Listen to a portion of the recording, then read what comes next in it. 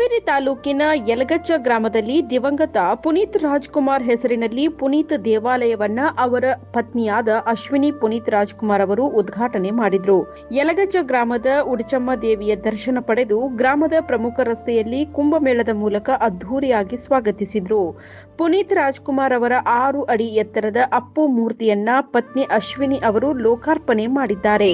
ಪುನೀತ್ ರಾಜ್ಕುಮಾರ್ ಅವರ ಅಪ್ಪಟ ಅಭಿಮಾನಿ ಯಲಗಚ್ಚ ಗ್ರಾಮದ ಪ್ರಕಾಶ್ ಮೊರಬದ್ ತಮ್ಮ ಮನೆಯ ಸ್ವಂತ ಜಾಗದಲ್ಲಿ ತಮ್ಮ ನೆಚ್ಚಿನ ನಟ ಪುನೀತ್ ರಾಜ್ಕುಮಾರ್ ಅವರ ದೇವಸ್ಥಾನವನ್ನ ನಿರ್ಮಿಸಿದ್ದಾರೆ. ನಂತರ ಪುತ್ಥಳಿ ಅನಾವರಣಗೊಳಿಸಿ ಪ್ರಕಾಶ ಪುತ್ರಿಗೆ ಅಪೇಕ್ಷಾ ಎಂದು ನಾಮಕರಣ ಮಾಡಿದ್ರು. ಈ ವೇಳೆ ಅಭಿಮಾನಿಗಳ ಪ್ರೀತಿ ವಿಶ್ವಾಸದ ಆ ಅಪ್ಪುವಿನ ಸುಂದರ ಮೂರ್ತಿ ನೋಡಿ ಅಶ್ವಿನಿ ಅವರು ಭಾವುಕರಾದ್ರು. ನಂತರ ಅಭಿಮಾನಿ ಮನೆಯಲ್ಲಿ ಆತಿಥ್ಯ ಸ್ವೀಕರಿಸಿ ಮಾತನಾಡಿದ ಅವರು, ಅಭಿಮಾನಿಗಳೇ ದೇವರು ಅನ್ನೋದನ್ನ